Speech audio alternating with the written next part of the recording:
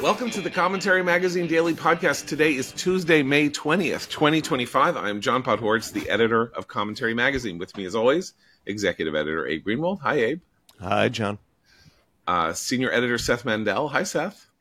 Hi, John. And joining us today, the editor-in-chief of the Washington Free Beacon, Eliana Johnson. Hi, Eliana. Hi, John.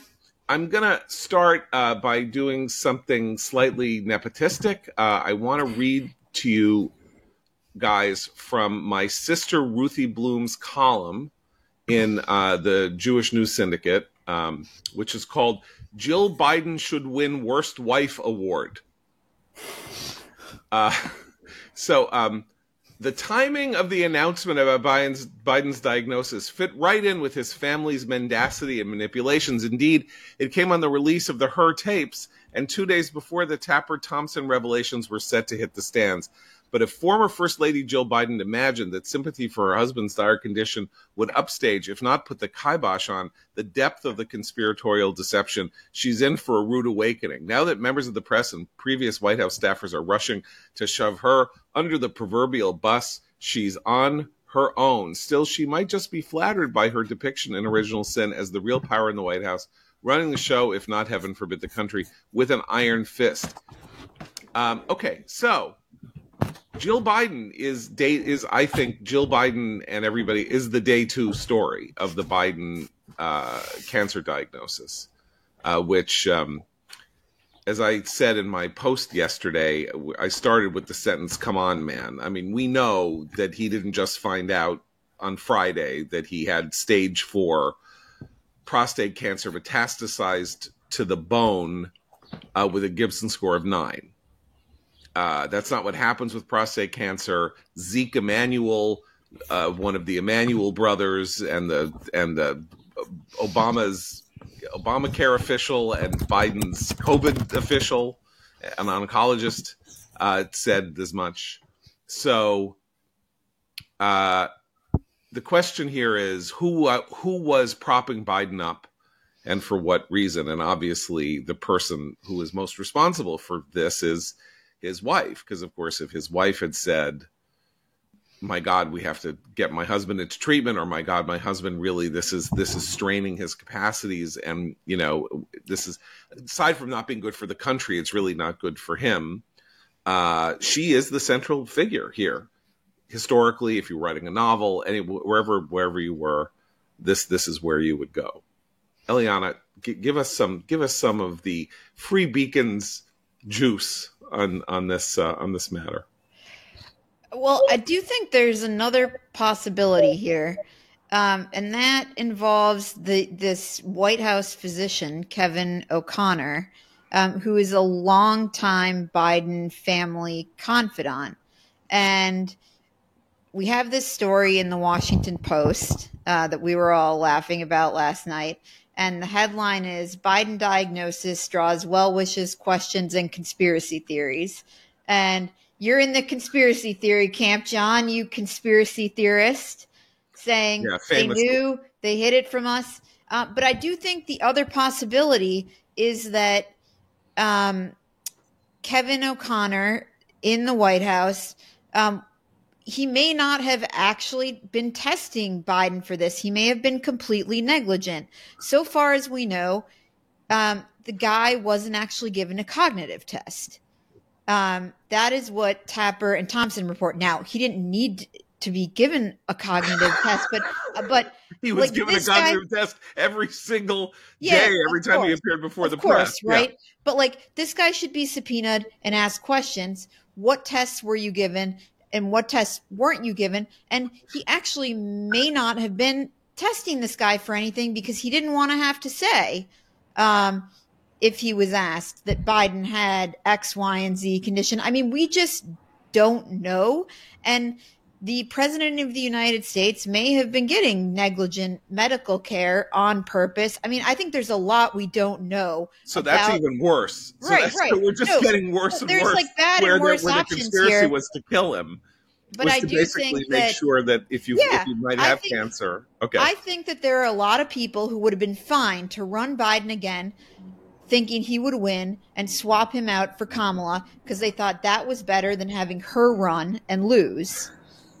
I totally think that, but I think there's a lot we don't know about the medical treatment he was receiving, the role of this doctor, and rather than calling people like you conspiracy theorists, the job of the mainstream press right now would be to be asking these questions and trying to get to the bottom of this. Let's talk about some of the questions, okay?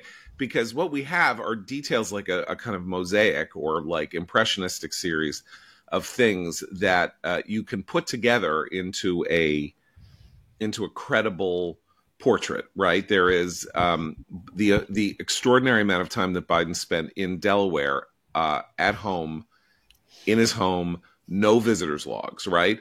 No release of the visitors logs from the White House. So we don't know who was going in and out. We don't know what was going on in Maryland. We used to make jokes on the podcast, I did, about how he was going home to the house in Delaware and getting his blood, like getting a full body blood transfusion like Keith Richard used to get when he needed to clean his system out if he was going to get tested at the airport for whether or not he was a heroin addict.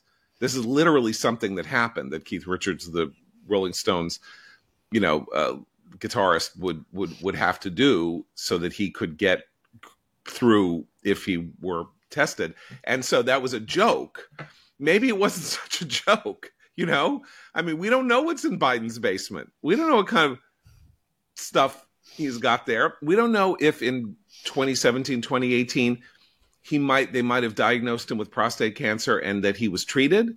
There are different ways to treat prostate cancer. You can remove a prostate, which he probably didn't have done because he wouldn't be where he is now. But you could have, there was a kind of zapping with radio, sort of kind of chemo, or not chemo, but like radiation and stuff. There are various things that people do with prostate cancer. The point is that we don't know. It does not pass the smell test that they only found out last week, but just in time for the publication date of Original Sin that that he is dying. But to Eliana's point, if prostate cancer is detected early and treated, the survival rate is so high. Like, the fact that it got to this point at all has me wondering if, in fact, they ever knew. That is, I mean, that I think is the legitimate aspect here. I mean, if they were blindsided by this at this late day, at this late date, right, it is an extraordinary negligence. Zeke Emanuel. Right. I mean, my favorite headline about this whole thing is on the Washington Post, and it says, Biden's cancer renews debate about prostate screenings for older men. I mean, you're told to start getting prostate screenings at 45. Biden is 135. No. This is not about prostate screenings. Beth, so there is a thing, which is that they basically decided, and that this is now, as Mark Siegel said on Fox last night, this is now like been superseded by the effectiveness of cancer treatments. But there was this idea that you should stop testing for prostate cancer after the age of 80 or from the age of 80 onward, because prostate cancer is so prevalent in old men and is such a slow growing. If you get it when you're 80, you are likely to die of something else before prostate cancer kills you. So it in the world where people were trying to stop unnecessary testing, there was a guidance somewhere or other that said you don't test someone 80 or older for prostate cancer. So then it is. So then what Abe says is true. Then it's more realistic that they genuinely didn't know, isn't it? Well, here's why: because he's got a 9 on the Gibson score. He's got stage 4 cancer. So he was 82, right, last year. It is possible that it can move that fast. It is very rare in a man that old for it to move that fast. If you're in your 50s and you are diagnosed with prostate cancer, they have to move instantly because it is very dangerous in your 50s. But it is not so dangerous in your 70s or 80s. However, if you're the person who goes and gets a full battery of medical tests as the president of the United States, you would probably have to make a conscious and deliberate decision not to test. It's part of the blood test now. It's not like you have a separate, when I get my annual screening and they take blood, you got your blood sugar level and this and that and the other thing, and then they test for PSA. Like that is a thing. It's not necessary to like have a separate elaborate. It's not like getting a colonoscopy or something like that. But isn't a cognitive test a routine thing for an 80-year-old guy? And they weren't doing that on him either. I don't think it is routine, actually, honestly. But as you say, he didn't really need one. And of course, the medical testing in the very rare case that you have the president of the United States here, even that he is not obliged to release the results of his medical tests, and he didn't. What's more, that's another thing that's revealed this week, is that his medical reports were like Trump's in a weird way. They were like, he's great, he's fine, don't worry, he had a little skin cancer, blah, blah, blah, blah, blah, right? So he doesn't have to issue the medical forms. The quote from the Tapper book, from the doctor, from the physician that they got a hold of on the White House medical unit is, if there's no diagnosis, there's nothing to disclose. Right. That was in reference to the cognitive diagnosis. Yeah. But let's get back to Ruthie's point about Jill Biden being the worst wife in the world award. Like it's not like over the last 2.5 years that was crocodile tears to say, why was his family putting him through this? What, strains like this on a person who was suffering kind of like a downward slope hastens the downward slope.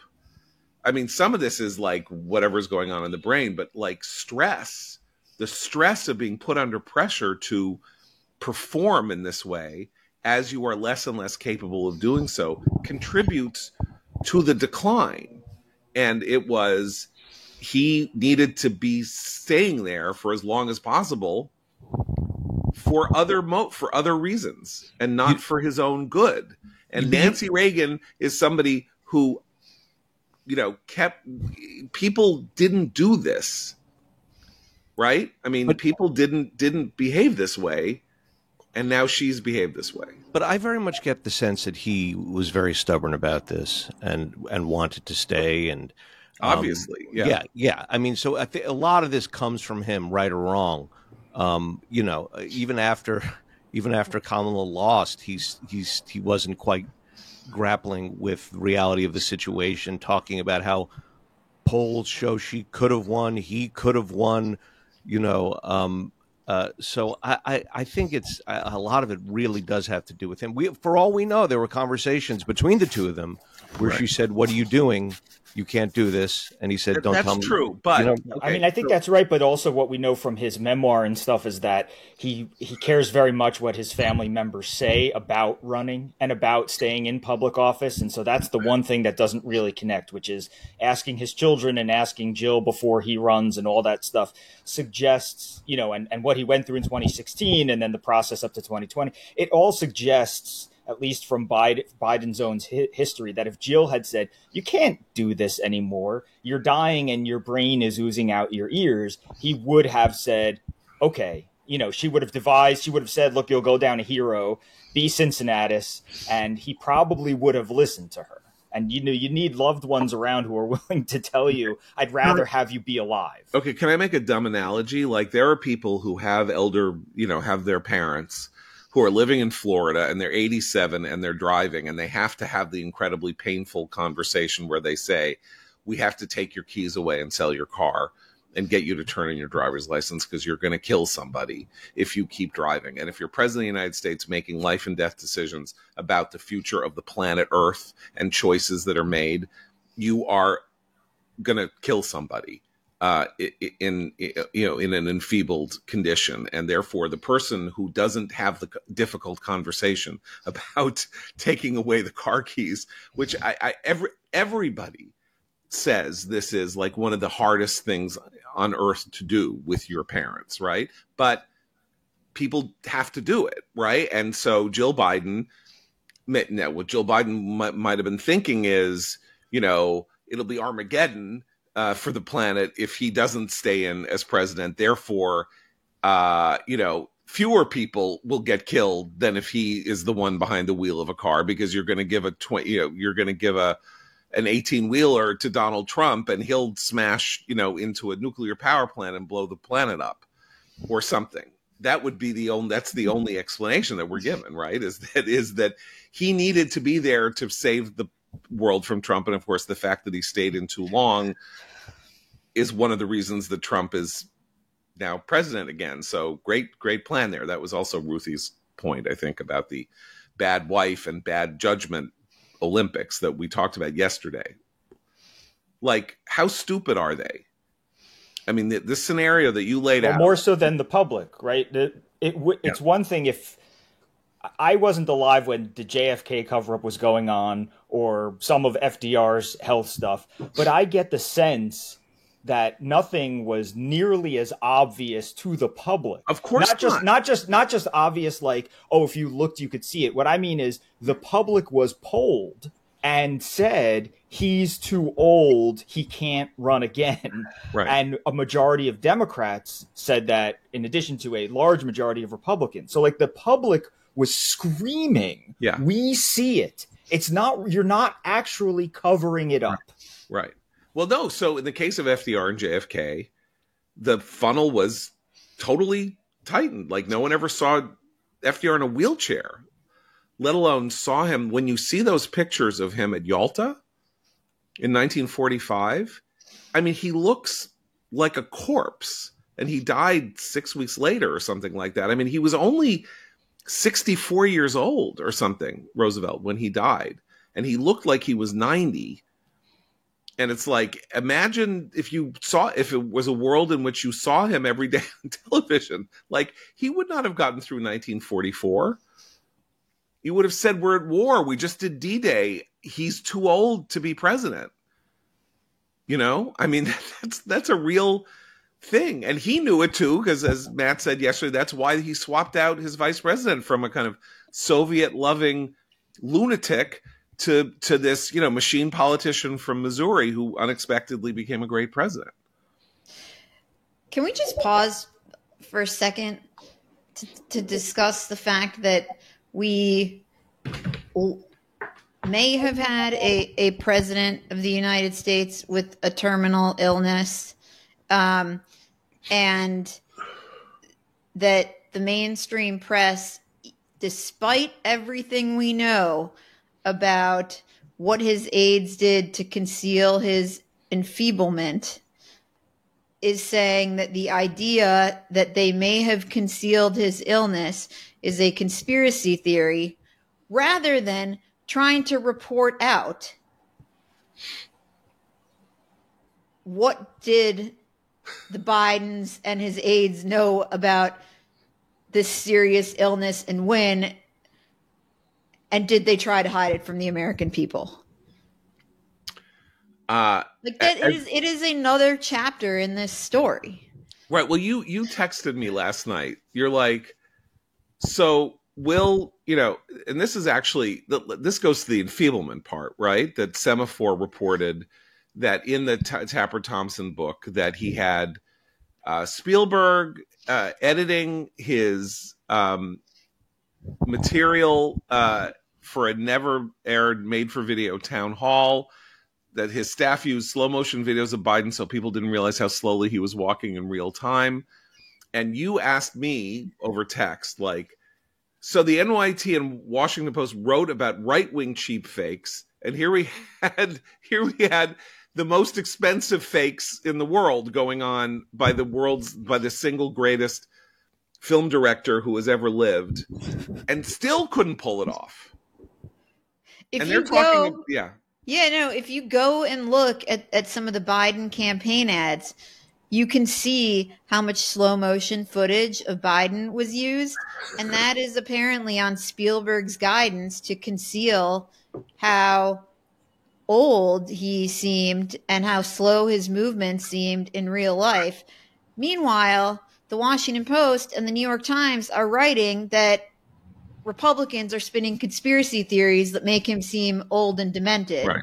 And Steven Spielberg's in the White House doing this. So the White House is actually producing expensive fakes, and they're gaslighting the public to say those videos are fake.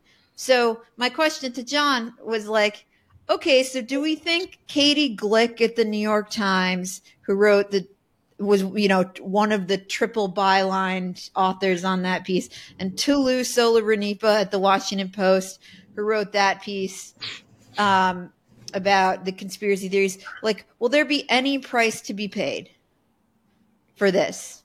And none of them got the story about what was happening inside the White House, about Steven Spielberg going in there and they're trying to produce videos to conceal Biden's old age. Well, we knew that Spielberg, and there's no course correction now when this medical story comes out. Zero.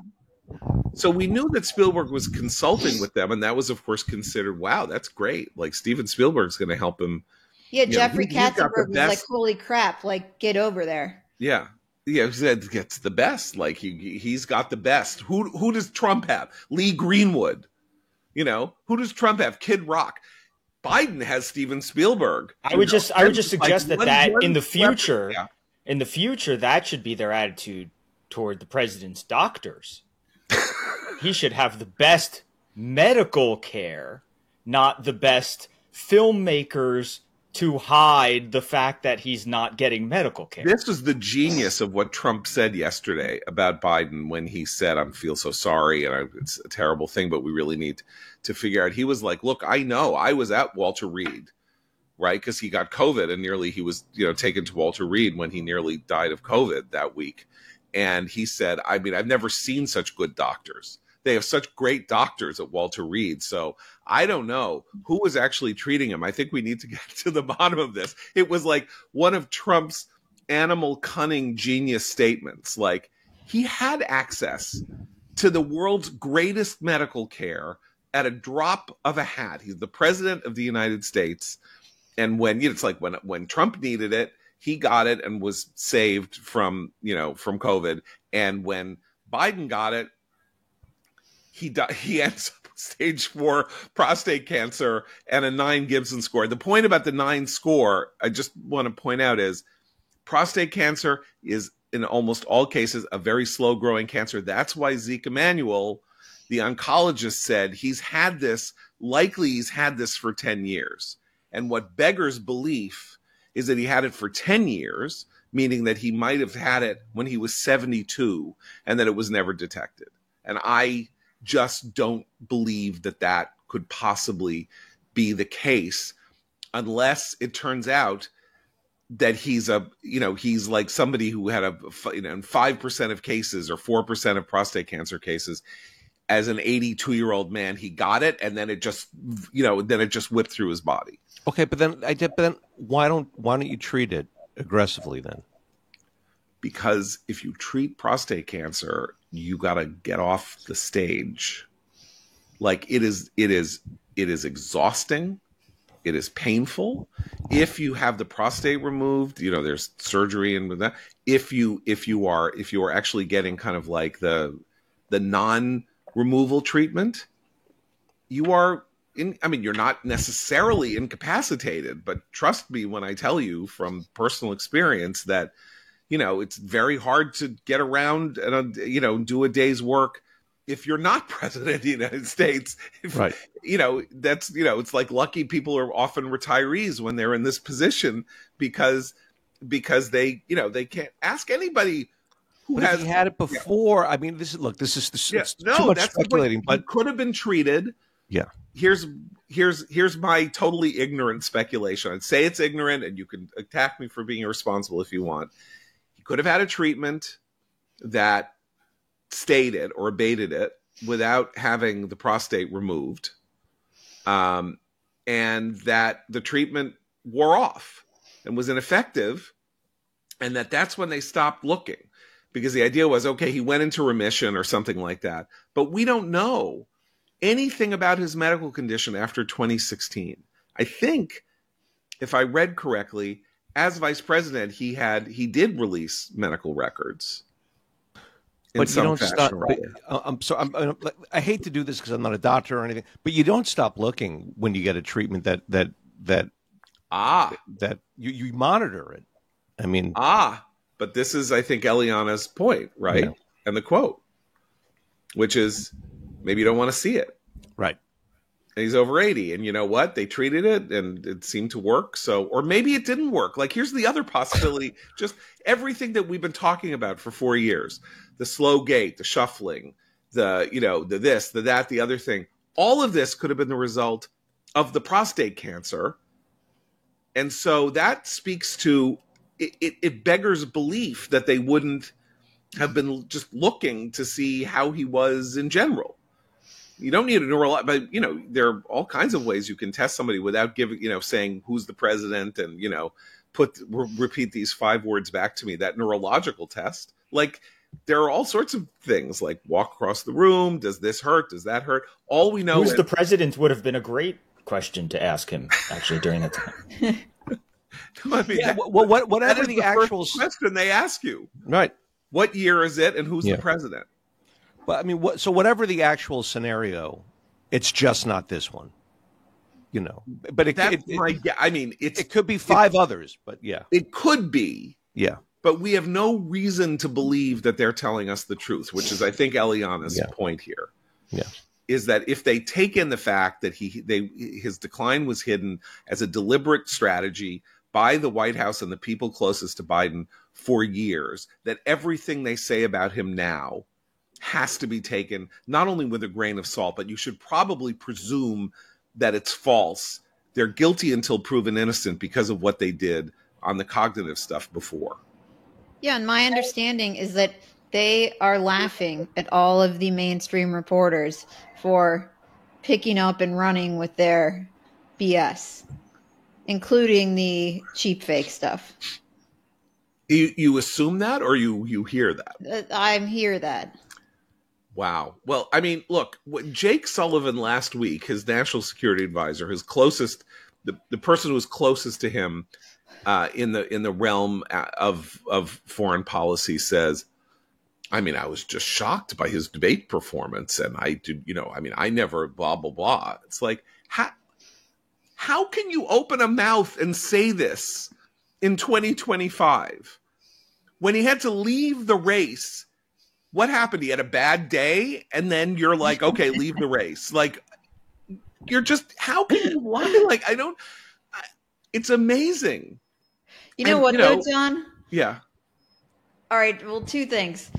Somehow, all the people who saw him the most, like Jake Sullivan and Tony Blinken, like they saw him every day, but they only ever saw him on good days. And like the American people, like, we all saw him on bad days. But in their defense, like, it is their job to lie. Like, they're political hacks. It is the media's job to like try to pierce through all their lies. So that's the only thing I will say in their defense. Like, okay, they're supposed to be lying to us, kind of. Okay. So my beloved Seth, an alumnus, and my beloved New York Post, greatest Wood of the year. That's what you call the front page headline in the New York Post, the Wood. Just to give you a little, side tip, it's called the Wood because when they laid out the paper in the old days with hot type, the letters that they needed for those were so big that they needed to use wooden blocks to make the letters because the type was the type you couldn't get them big enough on a type tray. And so it's called the Wood, the New York Post front page, and it's the headline is Spin Doctors. Right? That is the headline. And the question now, again, is not about Biden. I mean, we can raise the question about Jill and her, and her moral whatever. But it is all these people around him who never blew the whistle or tried to move because they were tasked with the security of the American people and the oath that they took to the Constitution to preserve and protect and defend the Constitution of the United States and the United States itself. And they're all scurrying, running for the hills and trying to sort of retcon whatever went on and say, yeah, it was terrible what they saw and all of that in June of 2024, but nothing before. And, as Matt said yesterday, like, there are these people, they should not get anywhere near, power again. Right. I mean, that's the thing. That's the other thing the press can do is, how many stories did we see, Alyssa Farah gets hired by CNN, and it's a week-long story about a revolt inside CNN that somebody who worked for Mike Pence, who worked for Donald Trump, would be hired, as an analyst or something like that, or his, any other press secretaries. There was outrage every time basically somebody from the administration, or at least who was in the position of being a spin doctor, and they were like, fine, that was their job there, but you can't put them on CNN. Yeah, who's got a nightly show? Who's got a nightly show on MSNBC? Right, Jen Psaki. I mean, this is Psaki, who lied literally his press team is on TV. I saw, at one point there was, his former chief of staff was being interviewed by Jen Psaki, and it was like the Biden administration is talking to itself on MSNBC. Right.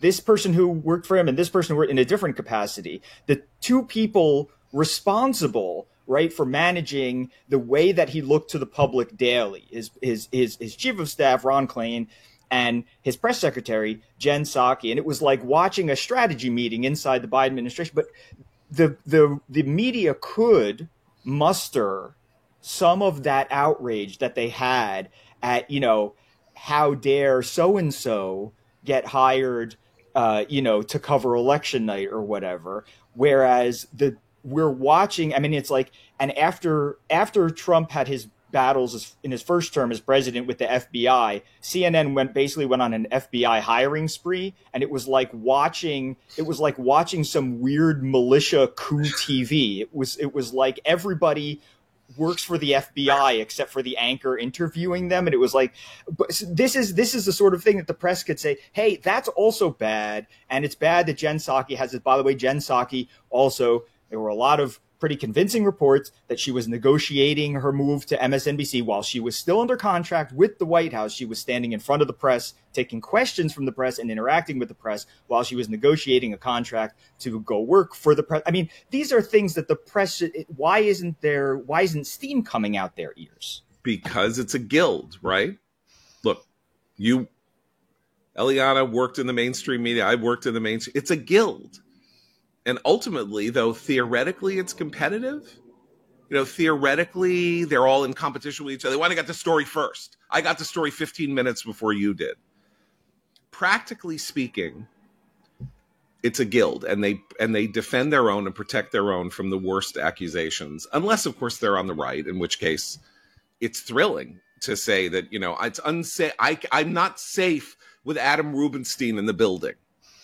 I'm not safe with Barry Weiss in the building because she's commissioning an op-ed from a senator from Arkansas, or, Adam Rubinstein from a senator from Arkansas who says maybe we should bring out the National Guard to deal with the protests in Lafayette Park. How dare you? Oh my God, 800 people. Mara Gay of the editorial board, like having a, nervous breakdown in front of the entire staff of the New York Times. Why? It's all nonsense. You know it. She felt perfectly safe.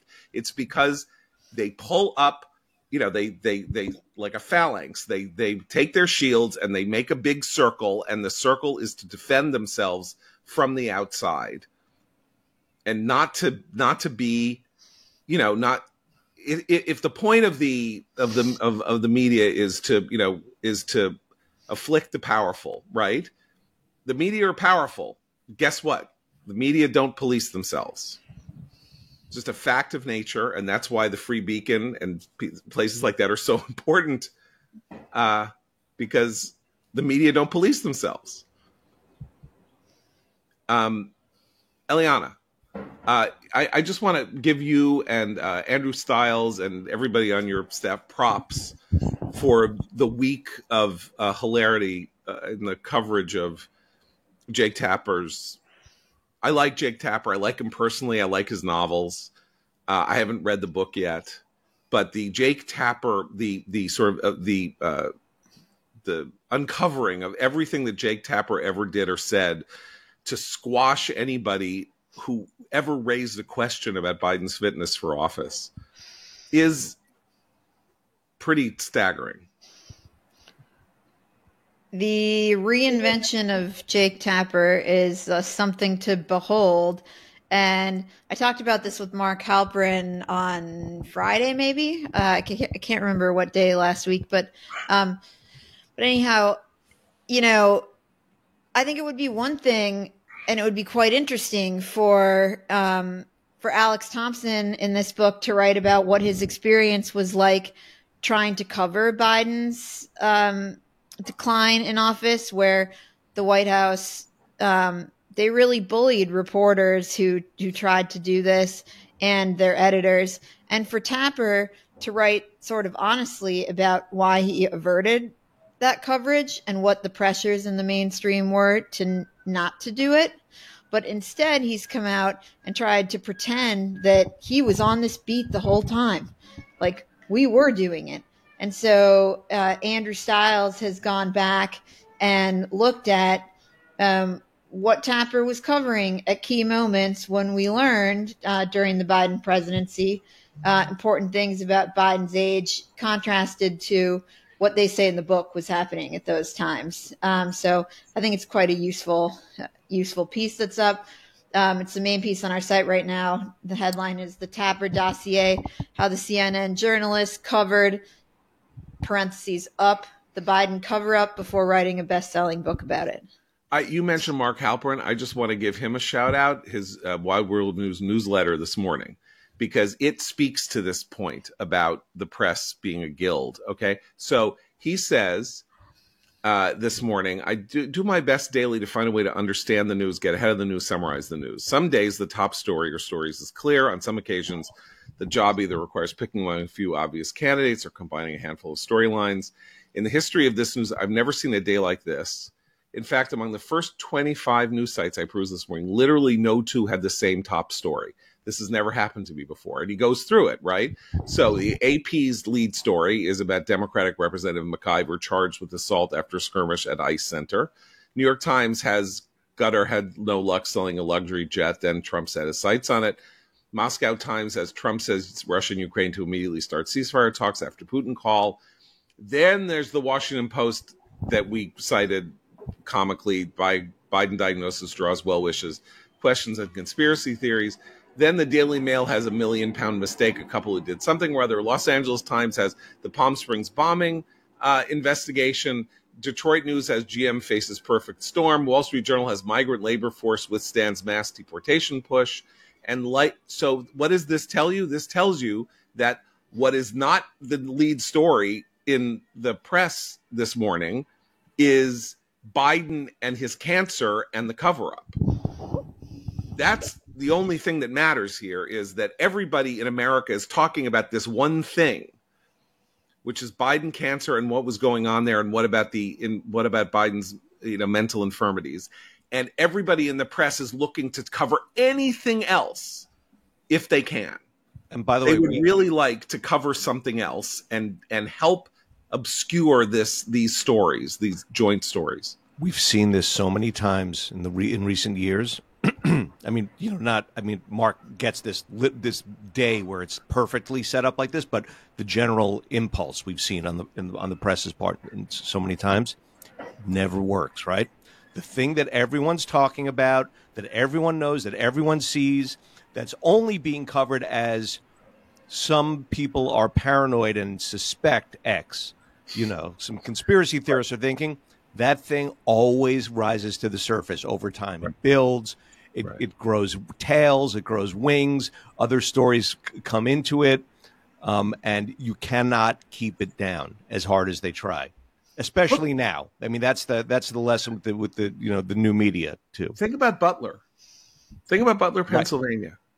Trump is a millisecond away from being assassinated in Butler, Pennsylvania. This 20-year-old kid climbs up on a roof, nearly gets him.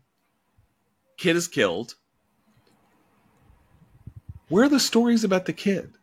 After 3 or 4 days, we heard nothing. First, there was a whole thing about how the Secret Service mishandled it, didn't spot the roof, what was going on, the head of the Secret Service resigned, all of that. That's a Secret Service story. Everything was done to demonetize the Butler, Pennsylvania assassination story. Somebody nearly killed the former president of the United States and future president of the United States. And I don't even remember his name. I don't think after it was like, well, he's dead and we can't find anything and all that. And then that was it. Where was the 6-week investigation into him and his school? Where was them pouring through, his house, whatever? Where were the leaks from the FBI and the Secret Service of things that related to why he did it or how it happened? There is no story about this guy, this kid. And that's because they didn't want to cover it. Right? They didn't want to cover it. Because every time they covered it, they would have to remind people that somebody somebody nearly killed Trump. And then they would actually have to run the photo of Trump with his fist in the air, which is the single greatest advertisement for Trump's second term. I mean, am I taking crazy pills? Eliana? I think you can see that in all the journalist awards where that iconic picture that was obviously the best journalistic picture of 2024 didn't win any awards.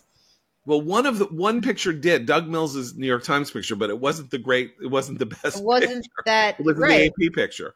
Exactly. Right. The Evan Vucci picture from the AP. Yeah. There was just a reluctance to acknowledge that moment.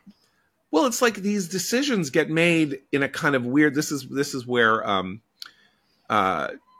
John Corey 40 years ago came up with the term dominant media culture, where decisions are made not because they're people sit in a room together and conspire to make the decision, but because they share a comparable mindset and they all have the same reaction in the same way. So just as after 9/11, a kind of weird decision was made by the press never to show photographs of the falling of the people who jumped off the Trade Center, because it would inflame public opinion.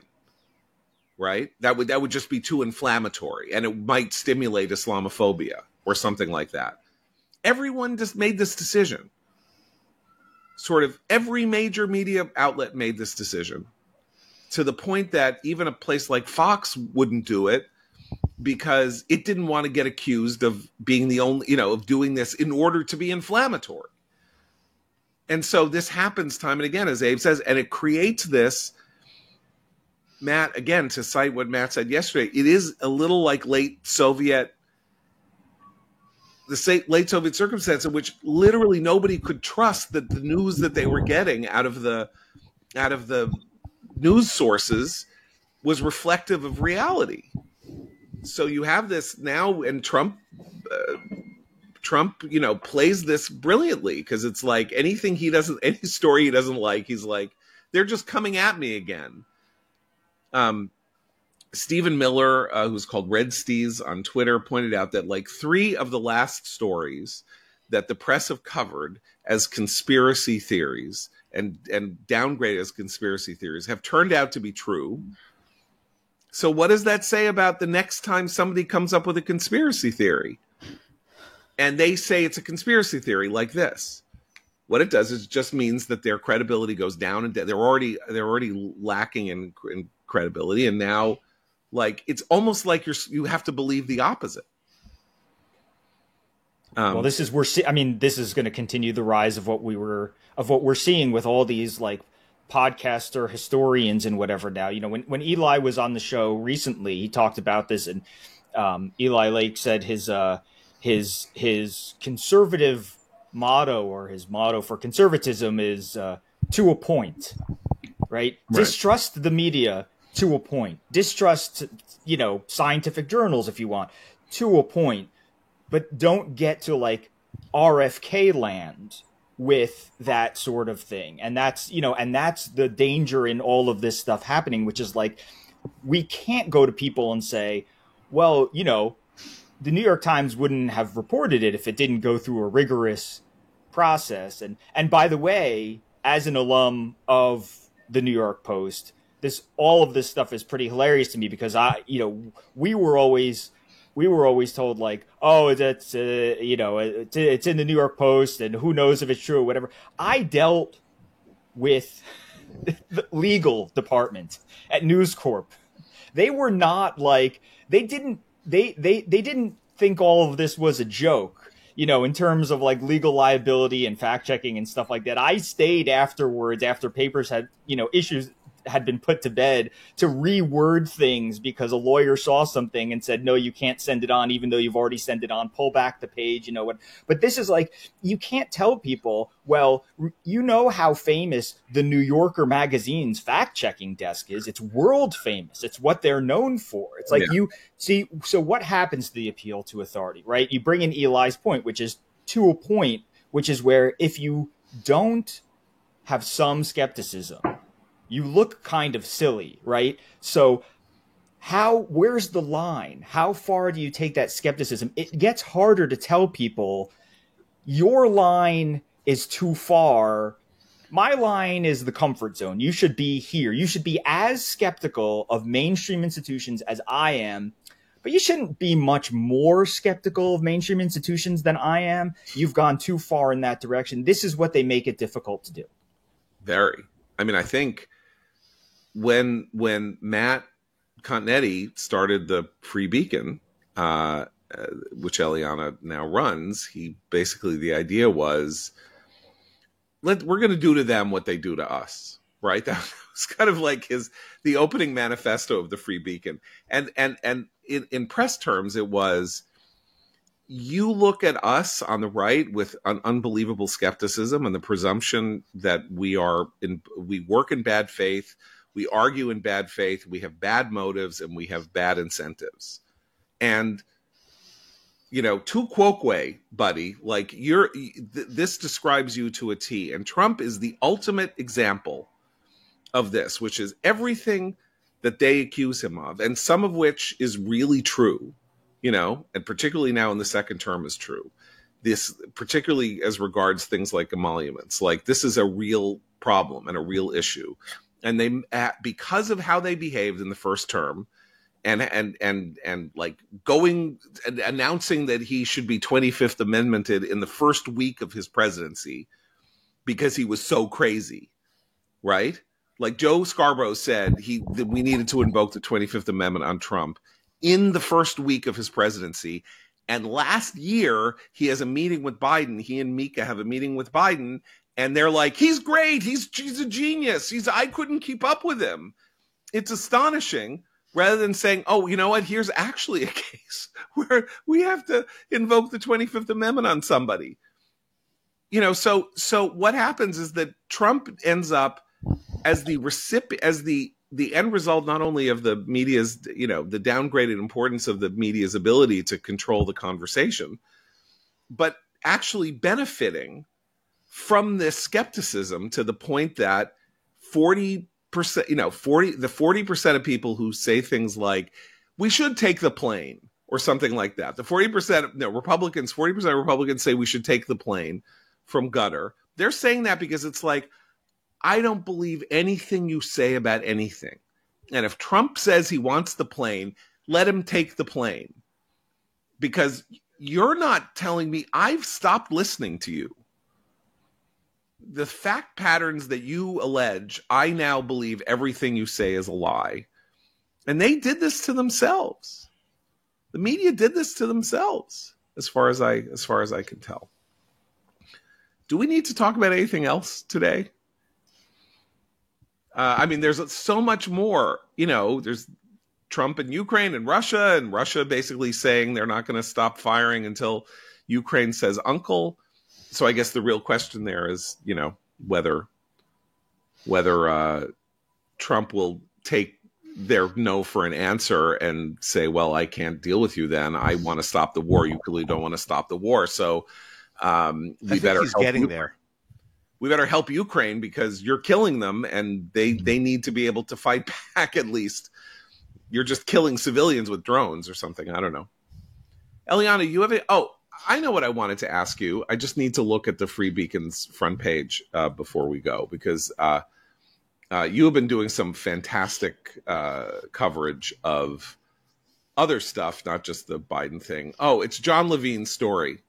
Bloomberg journalist among anti-Israel radicals arrested for storming Columbia Library. This is a fantastic story because among the people who got arrested, this guy whose name is Kao, K-A-O. Jason Kao. Yep. Works for Bloomberg. Worked at the New York Times before he worked for Bloomberg. Is one of these graphics guys. Like, he's now doing graphic journalism, which is the new way to create propaganda, is to put things and make them look in graphics. So you could say, well, it's facts. Look, there's a chart and the line goes up, so therefore it must be true because it's a chart. It's like how we always used to think if you saw a digital clock that it was true because it was like a computer. There's a clock on the Upper West Side. A bank building has a clock on it, and it's like the minute you look up on it, you're like, well, it has to be true. It's on the building, So that's the graphics reporter who has his own Twitter feed, like an anonymous Twitter feed, which is just devoted to Gaza and how evil the Israelis are. But you got him fired. Bloomberg did, right? Bloomberg. We know he worked at Bloomberg as of May 1st. The storming of the Columbia Library took place May 7th. Bloomberg said in a comment to the Beacon that he no longer works at Bloomberg. Bloomberg did not want to say whether he was terminated over his participation in this event. Or whether he was terminated because John Levine made the phone call. Exactly. Which is the likeliest of scenarios. We don't know, but I mean, it's a perfect story, right? Like, these are the people who populate, whether or not he was terminated because we made the phone call, because of his participation in this event. The people with these beliefs who would participate in such an event are the people who populate mainstream newsrooms, more or less. It's sort of a perfect story. And, to your point on the media and trust in institutions, it's that they've gotten things wrong, but I also think it's important which stories they've gotten wrong. I've had an argument with someone about this, and they were saying, well, the difference is that when the mainstream press, like, most of the stuff they get right, and when they get things wrong, they admit they got things wrong, but it is not insignificant that they got the biggest stories of the past several years, like literally the three biggest stories of the past several years, wrong, and they got them wrong all in the same direction. And they haven't really admitted, actually, that they got them wrong. And those were COVID, where they said the lab leak was a hoax. And not only that, attacked people who dissented from that view, Biden's decline, and the Russia hoax. And I don't think that's unimportant, because it puts the media crosswise with the public, the American people, on the narratives that are, the dominant political narratives of the time. It's not like, they got some sports story wrong. Right. Well, it's like, and also it's like, Tom, every time that Tom gets caught robbing a bank, he pleads guilty. And that's how he's a man of integrity. Like, at some point, the admitting you did something wrong, it's true, that is part of the growing process. But it's like, if you are a serial committer of certain offenses, how many, oops, I'm sorry, I did it again, how many of those add up to, well, this is the defense of the institutional integrity of this place, is that we keep getting caught, and when we get caught, we acknowledge that we've been caught. But wait, they're not even saying that. Like, Jake Tapper's not saying he did anything wrong. It's like, well, I was covering it. Right. I was about to say, it's been a long time since I've said it, but it's worse than that. They don't say we were wrong. They say, well, 50-something experts told us this. They say the White House team was coordinated to throw up this fog to cover up the truth. Wait, what was the other one? So we got the COVID. The Russia. Another thing. Yeah. We were going by the public health establishment. This is what they were. This is the best available information at the time was what we were going with. They don't ever actually say, you know what, could have dug a little deeper. There were questions that went unasked, and it was our job to ask them. We didn't ask them. They don't. There's always one or two pieces, right? There are always one or two correcting pieces. So the Atlantic, which was one of the worst the coverage of COVID in the Atlantic was disgraceful and nauseating and horrible. And every COVID leftist conspiracy theory was aired out about and the nature and the severity of all kinds of things and why you needed to keep schools closed, blah, blah, whatever. Just awful coverage. And then they publish a piece that says, well, you know what? It turns out the lab leak was real or something like that. One piece. So it's like, oh, well, we just cleansed ourselves of 3 years of false coverage. Or, Tyler Harper the other day in the Atlantic writing a piece saying, I guess all of this Tapper stuff calls into question not only whether or not Biden declined but whether he should have been president at all, whether he should have been stopped from getting to the presidency in 2019. It's like, oh, really? Great. I mean, you're right. He's right. And I would say, where were you back then? Because, or where was the Atlantic back then? But these kind of efforts to kind of, do one thing, publish one thing that then says, here are 10,000 pounds on one side of the scale and one feather on the other. And the feather equalizes to the 10,000 pounds, That's the other way that it starts getting malign and malicious, is that they do claim that they correct themselves. Look at the one thing we published. How can you say we didn't do X? It's not that they say it, but that's clearly the mindset. And, when I was growing up, the great sentimental line about journalism and its toughness was, if your mother says she loves you, check it out, right? You can't even trust your mother. So you better be tough and unsentimental, and you check out if she says she loves you. You should do that about everything, skeptical about everything. And of course, people are not skeptical in the media of anything that liberals or Democrats say. They don't come to it with an attitude of skepticism. They come to it with an attitude of, that's my, college classmate who was standing there on the podium telling me that it's a lab that originated from a bat, somebody eating a bat at the wet market. So of course I'm going to believe him and everybody who says that, because they're all in the Guild together. Okay, this is a great example of what's happening with Fetterman too, is it not? It's not exactly the same thing, but it is. The reporting was about him. We all saw that he was struggling post-stroke during the election, John Fetterman, and that, there was a 3-week period where he was in the hospital. We weren't getting updates and stuff like that. And now it's like, oh, who's got real problems in the head? That John Fetterman. He's got real problems in the head because he's pro-Israel, because he has hostage posters up in his office and people stop working for him. It's like, he must be really difficult to work for.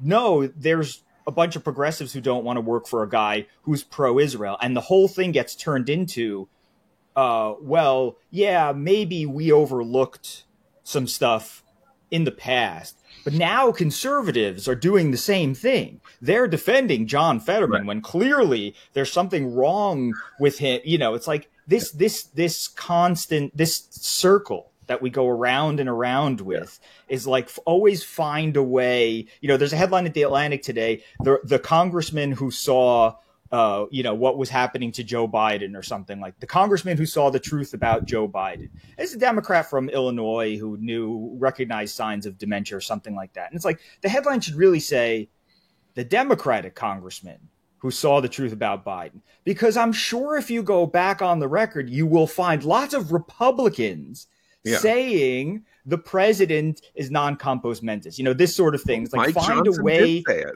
a way to make the left the heroes of the story in the end. Can I give it? And it's worse than that.